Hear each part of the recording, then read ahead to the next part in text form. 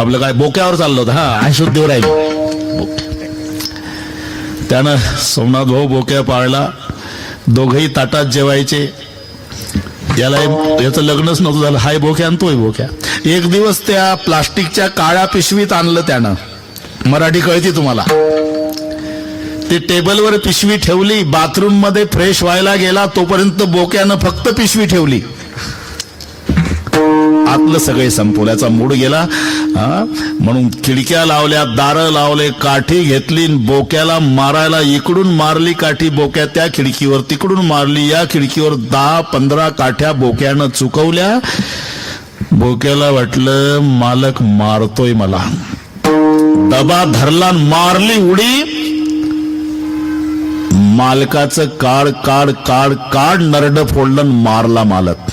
एवढा लबाड मांजर आहे. त्याला आमचा प्रवेश ताटाजवळ. इमानदार कुत्रा आहे ते गेट जवळ. मालकासोबत कुत्र गेलं. उसाची पाहणी करतोय. सायंकाळची वेळ. मालकाचा पाय पडला सापावर. साप चावला. मालक मरून पडला. कुत्र तिथंच बसलं. रात्रीचे 9 वाजले. पाटील आले नाही म्हणून कंदील लावून गडी गेले. ते हिरवे डोळे आलेले पाटलाचं प्रेत घरी आणलं. रात्रभर ठेवलं. दुसऱ्या दिवशी प्रेत यात्रा. प्रचंड गर्दी झाली. कालपासून भाकरी टाकली तरी कुत्र खात नाही. इमानदारीवर सांगतो मी. मालक मेला. रात्रभर विवळत होतं. प्रेत यात्रेत कुत्र आहे. चितेवर प्रेत ठेवलं. कुत्र लांब बसलं. चिता पेटवली. समाज उठला. जे पळत आलं पेटत्या चितेत मालकाच्या प्रेताजवळ उडी मारून मालकासोबत पेटलं. एवढं इमानदार कुत्र आहे. आम्ही त्याला गेट जवळ ठेवतो. आणि लबाड मांजर आहे त्याला ताटाजवळ प्रवेश देतो. बहुवासी, स्वल्प संतुष्टो, गाढ निद्रा, लघुचेतना, स्वामी सेवा आणि शूरपणा हे 6 गुण कुत्र्याचे आहे. 1 सिंहाचा आहे, 1 बगड्याचा आहे, 4 कोंबड्याचे आहे, 3 गाढवाचे आहे. कोणत्याही वेळेला उठवलं तरी नाही न म्हणणे. किती बोझा लादला तरी तक्रार न करणे. आणि दिवसभर काम करून घेतल्यावर हाकलून दिलं तरी उकिरड्यावर समाधानानं कागद खात फिरणे. तितिक्षा विचारसागरातल्या.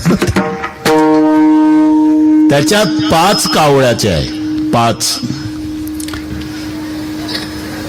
तीक्ष्ण दृष्टी, अविश्वास, काले कालेचे संग्रह, गुड मैथून. कावळ्याचे गुण. गुड मैथून. कावळ्याचा संभोग दिसत नाही कोणाला. ते गुड मैथून कावळ्याच्या बाबतीत शब्द आहे. आणि जर त्यांचा संभोग दिसला तर स्पार्किंग झाल्यावर ठिणग्या पडतात. तस्य अग्नीचे ठिणग्या पडतात. कावळ्याचा संभोग झाल्यावर झाडावरून ठिणग्या पडतात. आणि ज्याला तो दिसला त्याला स्वतःच्या मृत्यूचा संदेश पाठवावा लागतो नातलगात, नाहीतर तो सुजून मरतो. हे गुड मैथून कावळ्याचं. बाकी पक्षात दिसेल पण कावळ्याचं गुड मैथून. धारिष्ट. लहान मुलाच्या हातातला लाडू पळून नेतो कावळा. एवढं धारिष्ट आहे. तीक्ष्ण दृष्टी. एकच बोबुळ आहे पण ते भोवताल फिरवतं. तीक्ष्ण दृष्टी. काले कालेचे संग्रह. त्या त्या काळाच्या वेळेला त्या त्या वस्तूचा संग्रह. आणि अविश्वास. कावळा कोणावर विश्वास ठेवत नाही म्हणून सापडत नाही. तुम्ही इथून दिल्ली पर्यंत जा, कुक्कुट पालन दिसेल. कावळा पालन दिल्लीत सुद्धा नाही. ते सापडतच नाही. पंढरीनाथ महाराजांनी आपल्याला वाढून दिलं हे व्याख्यान. पावला हा देह काघा ताली न्याय. अरे कावळा सापडत नाही. पण पंढरपूरच्या घाटावर टोपे साहेब एक आंधळा बसला आणि टाळी वाजवायचा भीक मागण्यासाठी. आंधळाला ओ पांगळाला बाबा 1-2 पैसा. चांगला आशीर्वाद लागण बाबा मुलाले कराला. 1-2 पैसा दादा द्यावं आंधळाला. पंढरपूरला. आणि ते टाळी वाजवायचं. टाळी वाजवायला मधून कावळा जायला. सापडला कावळा. आंधळ्याच्या टाळीत कावळा सापडला. एका राजाच्या पोटात दुखत होतं, बरेचसे वैद्य आले पण बरं होईना पोटाचं दुखणं. मग एकाने सांगितलं जिवंत कावळा औषधाला पाहिजे. आता कावळा कुठं सापडेना, जिकडे तिकडे राजाचे दूत. तपास लागला की पंढरपूरला घाटावर एका आंधळ्याजवळ कावळा आहे. तिथे सेवक राजाचे आले, विचारलं कावळा विकायचा का आंधळा बाबा? आंधळ्यानं विचार केला, कावळ्याही चालतो का रे बाबा मार्केटला? आता काहीच पूर्ण. पण आंधळी माणसं हुशार, हा विकायचा आहे, विकायचा आहे. काय किंमत आहे? आता याच्या बापानं विकला नव्हता, किंमत काय सांगल? पण आंधळ्या म्हणतो तुम्हीच मागा ना. नाही, माल तुमचा आहे. नाही, मागा तुम्हीच. बरं 10,000 रुपये देऊ. त्याला वाटलं कावळ्याचे भाव बरेच आहे, जमणार नाही. बरं 20,000. कशाला चेष्टा करता? पठ्ठ्याची ताकद आहे. 10-5 कावळे असले तर घ्यायची. खिशात 10 पैसे नाही पण दम पैसे. 1,00,000 रुपये देऊ. चालते वा? चेष्टा करता का? फुकट मिळाला का? जलमभर टाळ्या वाजू वाजू भजन करतो. आणि खरंच वाजवली टाळी आणि गेला कावळा उडून.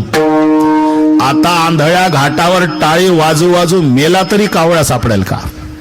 जसा आंधळ्याच्या टाळीमध्ये कावळा सापडावा, तसं पाप आणि पुण्य समप्रमाणात झाल्यामुळे नरदेह मिळावा. पावला हा देह कागा ताली न्याये.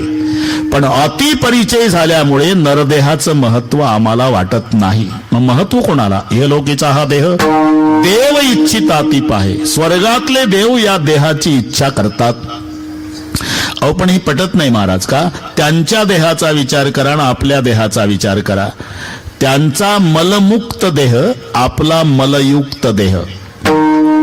आपण थोडं बारीक चिंतन करा. वरी चर्म घातले रे. जर वरचं कातडं माणसाला नसतं तर माणसाजवळ माणूस बसला नसता. चांगल्या पदार्थाचं वाटोळे करायचं काम आपला देह करतो. तोपर्यंत हलवायच्या दुकानात बर्फी भरते समय वजन 1 किलो 200 ग्राम, किंमत 457 रुपये. तोंडाला पाणी सुटतं. यानं घरी आणली बर्फीचा आणि याचा संबंध आला की बर्फीचं वाटोळे झालं. चांगल्या पदार्थाचं वाटोळे करायचं काम आमचं शरीर करतं. म्हणून माणसं फुशारकी मारत असली तरी टोपे साहेब आषाढीची यात्रा झाली. साहेब मंत्री असताना आले होते. आषाढी यात्रा झाली आणि मग डुकरांनी मिटिंग घेतली रात्री चंद्रभागेच्या वाळवणात. डुकर, आता त्याच्यात मोठं डुकर अध्यक्ष झालं आणि बारक्या डुकरांना का रे तुम्हाला कशा करता बोलवलं याची कल्पना आहे? नाही ना. हे माणसं वारी पाहिली आपण, आपल्याला बघितलं की नाकाला उपरणं लावायचे, रुमाल लावायचे, दगड हाणायचे. आपण काय एवढे वाईट आहो वगैरे? डुकर म्हणतं बाकीच्या डुकराला. माणसं माणसं म्हणजे काय? आपल्या स्वयंपाकाचे भांडे. डुकराच्या मीटिंग मधला निर्णय सांगतो आपल्या बाबतीत. त्यांचं मत काय आहे? डुकर म्हणतात माणूस म्हणजे डुकराच्या स्वयंपाकाची भांडी आहे. कारण डुकराचा स्वयंपाक ज्या भांड्यात होतो त्याला माणूस म्हणतात. सुकरासी विष्टा हालता दिव्यान्न, काही विष्टा काही वमन, भागीरथीचे घेता जीवन तरी होय लघुशंका. आपल्या देहाचा विचार करा टोपे साहेब. तीर्थाला लाईन लावतात माणसं, मला द्या तीर्थ, मला द्या तीर्थ, मला द्या तीर्थ. पण त्या तीर्थाचा आणि याचा संबंध येऊ द्या, लघुशंकेत रूपांतर होतं. पोटी घालता दिव्यान्न, काही विष्टा काही वमन, भागीरथीचे घेता जीवन तरी होय लघुशंका. चांगल्या पदार्थाचं वाटोळ करायचा कार्यक्रम आमचा देह करतो. असा घाणेरडा देह मानवाचा आहे. त्यांच्या देहाचा विचार करा. आपल्या देहाचं वर्णन ठिकठिकाणी आलेलं आहे. शरीर दुःखाचे कदम महाराज, शरीर दुःखाचे कोठार, शरीर रोगाचे भांडार, शरीर दुर्गंधीची थार, नाही अपवित्र शरीर ऐसे. हा मानवाचा देह. देवतांचा देह. एकदा रंभा शुकाचार्याकडे आली. रंभा यवनिवाग विलास वचने बोले शुकेंद्राप्रती माना ही विनंती मनात न धरा, संदेह द्यावी रती, ब्रह्म विष्णू महेश सर्व युवती आधीनकी वर्तती. अहो ब्रह्मदेवाला पत्नी आहे, विष्णूला पत्नी आहे, शंकराला पत्नी आहे, तुम्ही घ्या उरकून. शुकाचार्य म्हणले रंभा, संसारी सुख वाटते तरी तया योगी कसे त्या किती. नाग टाकून निज मंदिरा दरकुटी दुःखासी का भोगीती. टाकून गिरिजे शंकर कशास गेला वना, रंभे जाय लवकरी, उगीच कागे मांडिली वल्गना.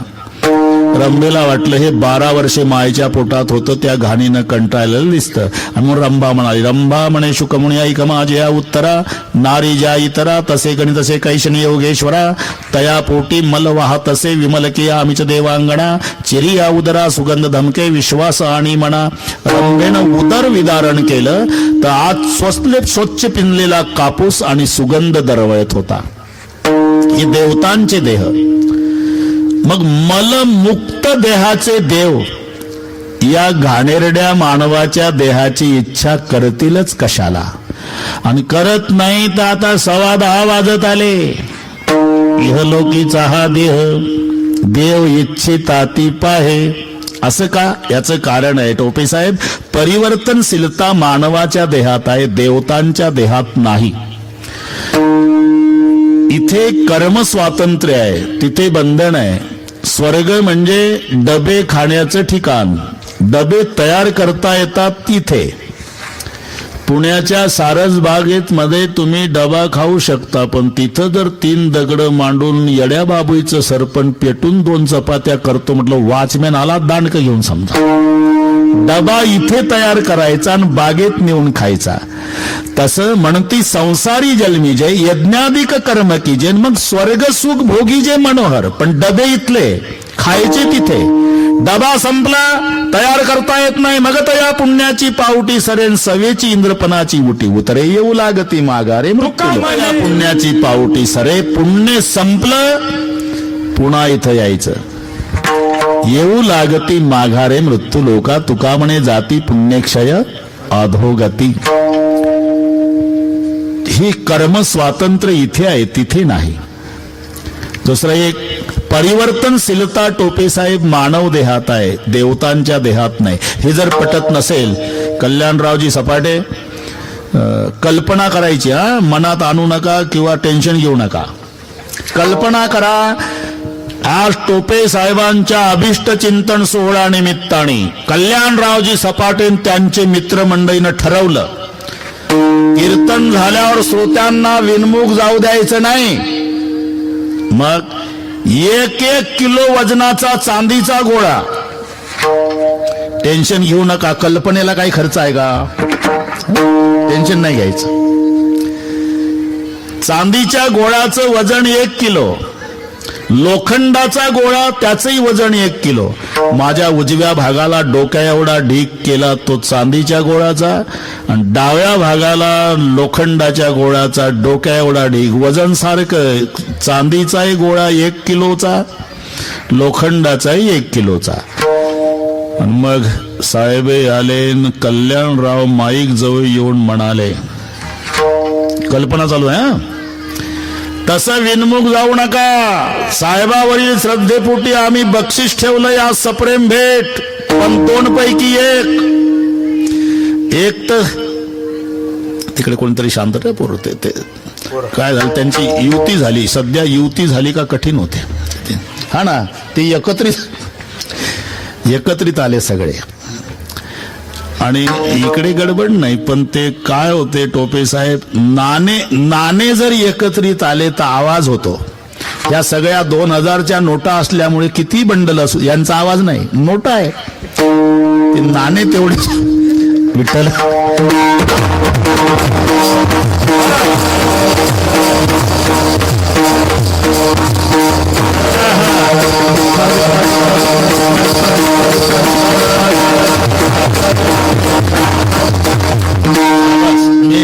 आहे पुन्हा शुद्धीवर आहे, काय ढीग आपल्याला आज वाटायचं आहे ना.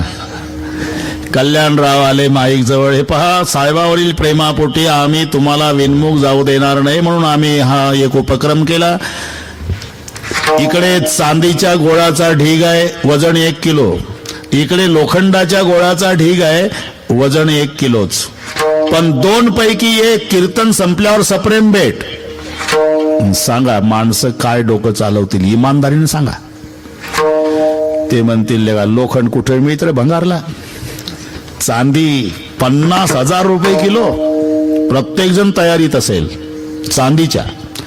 पण ज्याच्याजवळ परीस आहे त्याच्या पाया पडा, तरी तो चांदीला हात लावणार नाही. कारण परी चांदीला घासला तरी चांदीचं सोनं होत नाही, लोखंडाला लागल्याबरोबर सोनं होतं. परिवर्तनशीलता चांदीत नाही, लोखंडात आहे. मग ज्याच्या खिशात परीस आहे तो चांदीला नाही हात लावणार. त्याला माहिती आहे उचलेपर्यंत दिसतंय लोकांना 1 किलो लोखंड, पण खिशात टाकल्या परिसाला गोळा लागला की पठ्ठ्याजवळ 1 किलो सोनं होणार आहे. तसं चांदीचा गोळा म्हणजे देवतांचा देह, लोखंडाचा गोळा म्हणजे मानवाचा देह, आणि पृथ्वी तलावरचा परीस म्हणजे साधू संत. म्हणून इहलोकीचा हा देह पाहे. इथे जो पाहे आहे हा क्रियापद नाही घ्यायचं. पाहे म्हणजे विचार करा. समणाजी पाहे म्हणजे विचार करा. तुमच्या आवडीचा एक शब्द सांगतो. हा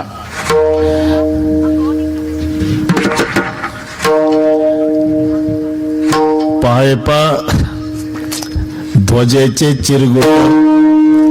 आपल्या भारताचा राष्ट्रध्वज आहे ना, 1 मीटरचा कापड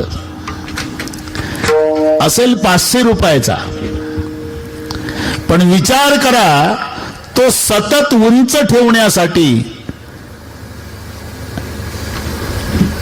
अख्खी भारतातली मिलिटरी प्राण द्यायला तयार आहे. कापड 500 रुपयाचा आहे, पण तो उंच ठेवण्यासाठी सरकारला केवढा त्रास आहे. पाहे पा ध्वजेचे चिरगुट. 100 रुपयाचं 500 रुपयाचं मीटरभर कापड, पण राया जतन करिता कष्ट. म्हणजे पाहे या शब्दाचा अर्थ होतो विचार करा. तसं इहलोकीचा हा देह देव इच्छिता ती पाहे. आपणाला त्याचं महत्व नाही. साहेब तुमचा देह कशा करता देवानं निर्माण केला याची कल्पना तुम्हालाही नाही. योग्य आणि योग्यता ही मराठीतले दोन्ही शब्द सर्वांना पाठ आहे. बरीच माणसं योग्यतेच्या माग पळतात, तेव्हा योग्यता 2 किलोमीटर पुढे पडते. योग्यतेच्या माग पळू नका, फक्त तुम्ही योग्य व्हा. योग्यता फुलाचा हार घेऊन तुमच्या माग धावते. लक्षात घ्या. अर्जुन म्हणला मी लढाई करणार नाही. देव म्हणला तुझा स्वभाव लढाई करायला लावल. तसं साहेबानं जर ठरवलं आता मला समाजाची सेवा करायची नाही, देव म्हणल तुम्हाला केवळ समाज सेवेसाठीच पाठवलेला आहे. असा अमोल किमतीचा केवळ परोपकार करण्याचं कार्य ज्या परिवारात घडलंय, आज हजारो लोकांचे परिवार सुखी झाले. कारण अंकुशरावजी टोपे साहेब जरी त्यांचं प्रत्यक्षात नाव घेत नसली माणसं, तरी हृदयापासून रडत असतील की साहेबामुळे आमची लेकरं नोकरीला लागली, साहेबामुळे आमचा परिवार जेवतोय, साहेबामुळे. केवळ परोपकारी त्याचं नाव पुण्य आहे. गोपीचंदन लावणं, तुळशीची माळ घालणं ही पुण्याची व्याख्या नाही असं गैरसमज करून घेऊ नका. पण एवढ्यावर पुण्य थांबलं नाही. 18 पुराणेषु व्यासस्य वचनद्वयम् परोपकार पुण्याय पापाय परपीडनम. दुसऱ्याला पीडा करणं याचं नाव पाप आहे आणि परोपकार करणं याचं नाव पुण्य आहे. आणि म्हणून तुमची ज्याच्या करता निर्मिती देवानं केली तो क्षात्र स्वभाव तुझा झुंजविल तुथे. ते तुम्हाला करावंच लागेल, नव्हे परमेश्वर करून घेणार आहे. म्हणून असा अमोल किमतीचा देह आपणाला मिळाला, ज्याचं महत्व आपल्याला नाही देवाला. देव इच्छिता ती पाहे. तुकोबाराय म्हणतात असा देह आम्हाला मिळाला ज्या देहाची इच्छा स्वर्गातील देव करतात. स्वर्गातील देवतांनी ज्या देहाची इच्छा करावी तो देह आम्हाला प्राप्त झाला. म्हणून दुसरं चरण, देहाची इच्छा स्वर्गातील देवाने करावी असा अमोल किमतीचा देह आम्हाला प्राप्त झाला. म्हणून धन्य आम्ही जन्मा आलो. पण एवढ्यावर धन्य नाही. मग 135 कोटी लोकसंख्या भारताची, ते सगळे धन्यच का? नाही. धन्य आम्ही जन्मा आलो, पण जन्माला आल्यावर दास विठोबाचे झालो. दास संसाराचे झालो म्हणून धन्य नाही, विठोबाचे झालो म्हणून धन्य. आता याच्यावरही शंका आहे, पण आपण थंडी आहे थोडं बरोबर करू. पहिले 5 मिनिट कल्याणरावजी मस्त काम केलं तुम्ही. साहेबांना निरोगी आयुष्य आणि उदंड आयुष्य, त्यांच्याकडून समाजाची सेवा, यासाठी आपण पांडुरंगाकडे प्रार्थना करू. सामुदायिक सर्वांनी हात वर करा. गारठ असलं तरी करा. ठीक आहे करू आपण बरोबर. हे लोकीचा हा देह ते व इच्छिता ती पाहे, धन्य आम्ही जन्मा आलो. एवढ्यावर नाही तर दास विठोबाचे झालो. आता इथे प्रश्न आहे, अहो दास विठोबाचे झालो, दासत्वामध्ये भूषण मानता तुम्ही, तर व्यासाने हे 5 लोक मेल्यात जमा सांगितले. जीवंतोपी मृत पंच व्यासेन परिकीर्तितः, दरिद्रो व्याधितो मूर्खो प्रवासी नित्य सेवकः. हे 5 लोक जिवंत असून मेल्यात जमा. पहिला दरिद्री, दुसरा व्याधिग्रस्त, तिसरा प्रवासी, मूर्ख आणि सेवक. लक्षात येईल ना हे 5. नाही दरिद्र सम दुःख जगमाही. श्रीमंती आणि दरिद्री अवस्था, दरिद्री अवस्था भोगून श्रीमंत झालेला बरा, पण श्रीमंत अवस्था भोगली पुन्हा जर बाजरीचं पीठ मागायची पाळी आली, मग लोक बोट दाखवतात. हे माहिती आहे का तुम्हाला? काकी आहे का शेळी पाकी म्हणते. कोण आहे? अमुक गावचं पाटील. ते पाटील, त्या पाटलाकडे रोज 10 भिकारी जगायचे राव. तेच आमच्या गावात येतं. काकी आहे का शेळी पाकी? हे ऐकल्यावर पाटलाला वाटतं उद्या रोगोर घ्यायचं, उसात जाऊन पिऊन मरायचं, पण यायचं नाही पीठ मागायला. का? नाही दरिद्र सम दुःख जगमाही. दरिद्री अवस्था जिवंत असून मेल्यात जमा. व्याधी तो, ज्याला असह्य व्याधी आहे, दुरुस्त होत नाही, सहन होत नाही, त्याला वाटतं मेलेलं बरं. व्याधीग्रस्त, दरिद्रो व्याधितो. मूर्ख जिवंत असून मेल्यात जमा. पंढरी महाराज, आता मूर्ख कसा ओळखायचा? अरे मूर्खाला मूर्ख म्हटलं तरी लाल डोळे करतं. मग मूर्ख ओळखायचे 5 लक्षण आहे. 5 लक्षणावरून मूर्खाला ओळखायचं. मूर्खस्य पंचचिन्हानि गर्व दुर्वचनस्तथा क्रोधस्य दृढवादस्य परवाक्येषु अनादरः. ही मूर्खाचे 5 लक्षण. मूर्खाचं पहिलं लक्षण आहे गर्व. पहिलं लक्षण गर्व. अल्पविद्यापरी 2च टिपणं पाठ पण वाकत नाही. नरेश महाराज 2च टिपणं. सोमनाथजी 2च टिपणावर चाललंय, पण कुठेही तेच 2च टिपणं पाठ झालेले कीर्तनाचे, ते आमचेच ऐकून पाठ केलेले, पण आमच्याही पुढे वाकत नाही. अरे का माझंच पाठ करू सांगतो. अल्पविद्यापरी गर्व शिरोमणी, मजहुनी ज्ञानी कोण आहे? 2 टिपण्यावाला. व्यास महर्षीला टोपे साहेब नमोस्तुते व्यास विशाल बुद्धे असं विशेषण दिलं. व्यासांना विशाल बुद्धे. पण व्यास म्हणाले माझं कौतुक करू नका, विशाल बुद्धे वगैरे नाही. समुद्राच्या काठाला उभे राहिले सोमनाथ भाऊ. दर्भाची काडी बुडवली, अशी वर काढली, तो जो थेंब पडला पाण्याचा, व्यासाने सांगितलं एवढा जो थेंब पडला तेवढं ज्ञान माझ्याकडे आहे, अजून एवढं समुद्रभर जगात आहे. याला म्हणतात नम्रता. हे तर अल्पविद्यापरी गर्व शिरोमणी, मजवुनी ज्ञानी कोण आहे? म्हणून विंचू साहेब आकडा वर करून चालतो, साप खाली मान घालतो. रे भाऊ 1000 पट जहर सापात आहे, पण मान खाली. नगभर विष विंचवात आहे, आकडा वर. विष भार सहस्त्रेण गर्वम नायाती वासुकी ऋषिक बिंदू मात्रेण ऊर्ध्व मोहती कंटकम.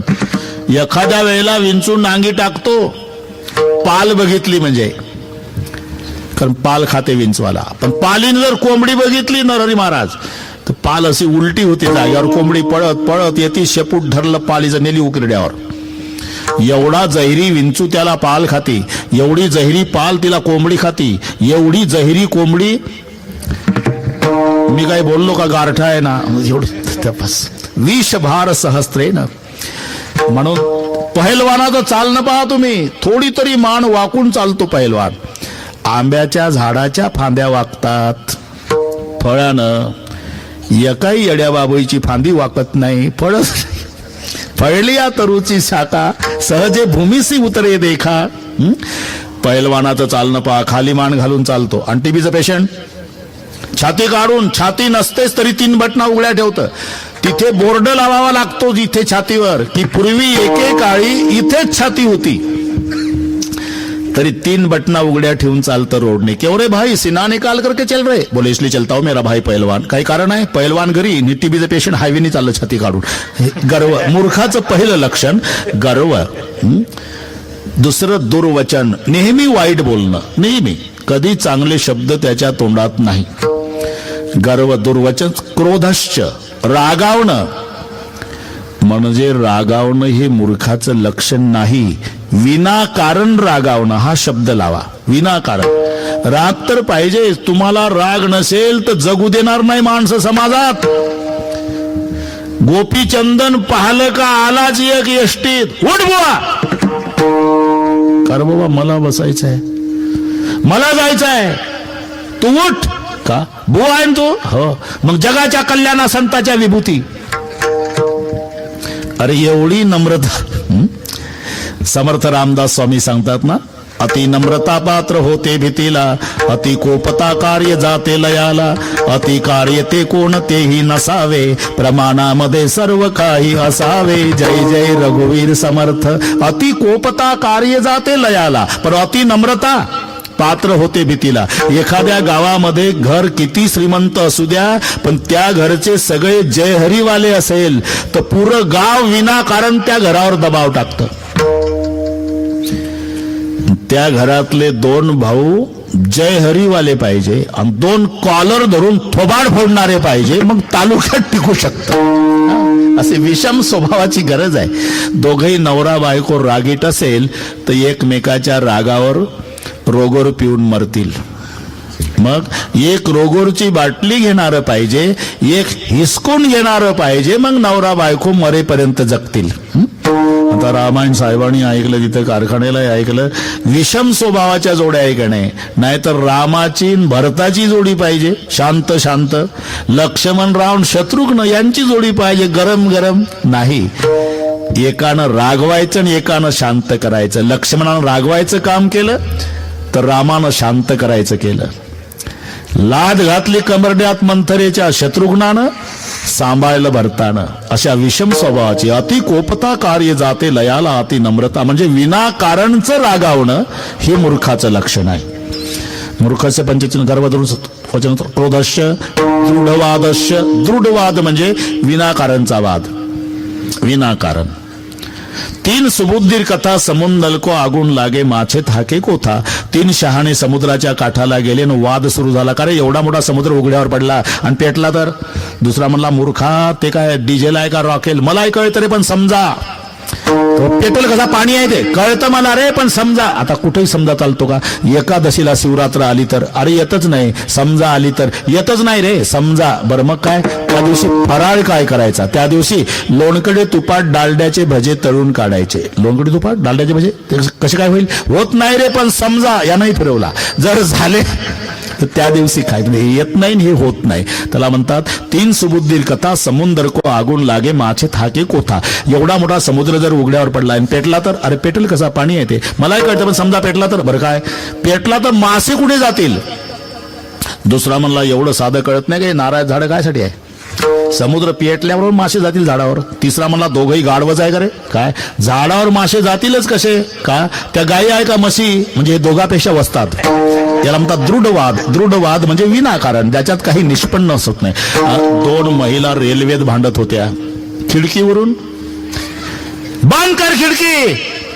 गारठ सहन होत नाही मला. ती म्हणली मला उकाडा सहन होत नाही. एका खिडकीहून वाद दोघीचा. खिडकी बंद कर. नाही करणार. तुझीच गाडी आहे का? तुझीच आहे का? तुझ्या बापाची. मी फुकट बसली का? मी फुकट.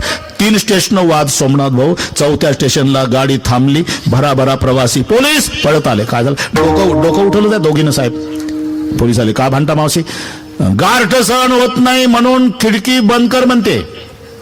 तुमचं काय म्हणणं आहे? उकाडा सहन होत नाही म्हणून उघडते. कॉलेज कुमार होता तिथं. त्यानं पोलीस घेतला बाजूला. इकडे या साहेब. का 1 तास चालली डोकेदुखी. विनाकारणचा वाद आहे का? तुम्ही खिडकी पहा साहेब. पोलीस खिडकी जवळ आला. टोपे साहेब खिडकीला काचच नाही. अरे मी उघडी ठेवली काय बंद. आपलं मूर्खावर चाललाय. दृढवादस्य मूर्खस्य पंचचिन्ह आणि गर्व दुर्वचन तथा क्रोधस्य दृढवादस्य आणि परवाक्येषु अनादरः. दुसऱ्याच्या बोलण्याचा वेळोवेळी अनादर. ही मूर्खाची 5 लक्षणं आहे का? जिवंतोपि मृत पंचव्याशन परिकीर्तिता दरिद्रो व्याधितो मूर्खो. 4था प्रवासी घरी आला तर आपला नरहरीजी म्हणून तळमळीनं लिहावं लागलं सरकारला. आपली कोणीतरी घरी वाट पाहत आहे है ना. प्रवासी जिवंत असून मेल्यात जमा. 5वा सेवक. मग हे व्यास सांगतात की दास जिवंत असून मेल्यात जमा. आणि तुम्ही 1.5 तास झाला भूषण मानता दास विठोबाचे झालो. अरे हो, दास जिवंत असून मेल्यात जमाच आहे. पण मोलाने चाकरी करिता तरी चाकर म्हणती तत्वता. मोल न घेता चाकरी करता उपकारक म्हणती तया. 2 मधला फरक घ्या लक्षात. चाकर कोणाला म्हणतात? जो चाकरी करतो पगार घेतो तो चाकर. पण चाकरी करतो पैसेच घेत नाही तो उपकारक. हा फरक लक्षात घ्या. मोलाने चाकरी करता तरीच चाकर म्हणती तत्वता. मोल न घेता चाकरी करता उपकारक म्हणती तया. दुसरं, आम्ही दास विठोबाचे म्हटलंय, संसाराचे नाही का? प्रपंचामध्ये दास दासच राहतो आणि मालक मालकच राहतो. नरहरीजी जर एखाद्या वेळेला विचारलं का ते तुमच्याकडे 5 वर्षापूर्वी परिवार आणून दिला होता शेतीच्या कामासाठी आहे का? अरे बापरे, काय इमानदार परिवार. त्याची बायको इमानदार, तो इमानदार, मुलं इमानदार. 5 वर्ष झाले माझं डबल उत्पन्न जात नाही शेतात. महिना तरी सुतईचा सडा चोरीला जात नाही. असा इमानदार गडी आम्हाला मिळाला. मग आता तुमची इच्छा काय आहे मालक? एकच इच्छा आहे व त्यानं जन्मभर आपल्याच कामावर राहावं. हे इमानदारीचं फळ प्रपंचामध्ये. म्हणजे गड्यानं गडीच राहावं, मालकानं मालकच राहावं. का मालक म्हणतो आता एकच इच्छा आहे, मला देवानं गरीब करावं, त्याला श्रीमंत करावं आणि म्हातारपणात त्याच्या उसात मी दारे धरावं. म्हणतंय का? म्हणजे किती इमानदारीनं दास्यत्व प्रपंचातलं करा तरी दास दासच राहतो, मालक मालकच राहतो. याच्या उलट परमार्थात आहे, आम्ही ज्याचं दास्यत्व करतो तो मालक दासालाच मालक करतो. आपण प्रापंचिक क्षेत्रातला मालक वेगळा आणि परमार्थिक क्षेत्रातला मालक वेगळा. आम्ही परमार्थात ज्या मालकाचे दास झालो तो मालक दासालाच मालक करतो. तुझा ऐसा कोण उदाराची राशी, आपुलेच देसी पददासा. गोंदवलेकर महाराजाकडे तीर्थयात्रा करण्याच्या निमित्तानं हौसे गवसे नवसे तिथं गेले. म्हणजे काही शबनम मध्ये परात घेऊन यायचे मठातले, काही तांब्या, काही फुलपात्र. तिथला सेवक वर्ग वैतागून, महाराज हे काही चोरटे आहेत. कोणी तांब्या नेतय मठातला, कोणी परात नेतय, कोणी फुलपात्र. गोंदवलेकर महाराज म्हणायचे नेऊ दे बाबा रे, त्या यात्रेकरू माझ्या लेकी आहे आणि आम्ही सेवक वर्ग सुना आहे. सुना तुम्ही मठातले सेवक ना, माझ्या सुना आणि यात्रेकरू लेकी. वा महाराज, हे 3 दिवसाकरता येतात यात्रेकरू, त्यांना लेखीची पदवी देतात. आम्ही जन्मभर राबतोय मठात तर आम्हाला सुनाची. अरे तुम्हाला कळत कसं नाही, लेख 3च दिवसाकरता येत असते. हे यात्रेकरू 3 दिवसाकरता माझ्या लेकी आहे आणि कायम राबते ती सून. अहो पण ते फुलपात्र तांब्या चोरून नेतात. नेऊ दे, लेकीचा स्वभावच आहे. चोरून नेणं नाही, चोरून नाही नेत, पण लेक जर माहेरी आली, तिला जी वस्तू आवडली, आईला म्हणत असते, आई हे फुलपात्र नेते बरं का, हा तांब्या नेते बरं का, ही परात नेते बरं का. फरक एवढाच आहे, त्या लेकी आईला विचारून नेतात. यात्रेकरू लेकींचा माझ्यावर एवढा विश्वास आहे, न विचारता शबनम मध्ये घालून नेतात. एवढं आम्हाला काय फायदा, तुम्हाला लेकीपेक्षा फायदा का. अरे सासू मेल्यावर लेक किती मनापासून रडली तरी सासूच्या कमरेची तिजोरीची चावी सुनच्याच ताब्यात येत असते. याला म्हणतात आपुलेच देसी पददासा. सासू मेल्यावर ते सुनच मालकीन होत असते. हा दास्यत्वातला फायदा. म्हणून धन्य आम्ही जन्मा आलो, दास विठोबाचे झालो. आता एक महत्वाची व्याख्या, आलं उरकत, थोडं गारठही वाढत चाललं, आलं उरकत. सोमनाथ भाऊ, आमची परीक्षा आहे. परीक्षा म्हणजे सकाळी एक कीर्तन, दुपारचं रामायण, आता एक कीर्तन, काल कुठं अंतेश्वरचं कीर्तन सकाळचं, मग 2 ते 5 रामायण, माळा कोळी, लोहा तालुका चालू आहे. मग रात्रीचं कीर्तन परभणीला. आज सकाळी किनगाव तिकडे अहमदपूर ते केलं, 2 ते 5 रामायण केलं. सोमनाथ भाऊ, पुन्हा इथं 1 तास आधीच आलो सवयीप्रमाणे. आता तुम्ही झोपा, आम्ही 3:30ला पोहोचू. 7-8 तास बोलायचं आणि तितकेच तास प्रवास करायचा. आता 69 चालू आहे साहेब, पण हे आमच्यात सेवानिवृत्ती नाही, आमच्यात उलट आहे. इथे वय वाढलं म्हणजे ते परिपक्वता म्हणतात. बाबा काहीच करू नका, तुमच्या हाताने मूर्ती बसवा, काहीच करू नका, फक्त फीत कापा, काहीच करू नका बाबा, फक्त आमच्या घरापर्यंत या, असं उलट होतंय ते आता आहे. पंढरी महाराज, आयुष्य कशाला म्हणतात? 100 वर्ष? अरे ही मर्यादा आहे, आयुष्य नाही. आयुष्याची व्याख्या काय आहे?